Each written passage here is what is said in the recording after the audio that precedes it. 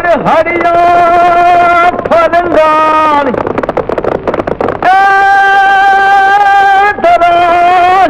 સોરઠ જોગો ધણી આઈ તો ખબર તરખમાં. એ રામ રામ આપા. રામ રામ ગઢવી. આજ તો હવારના પોરમાં આકાશનો સૂરજ દાદો અને આ ગોયલવાડી ધરતીનો સૂરજ જોગીદાસ ખુમાણ બે ના દર્શન એકી આરે થયા.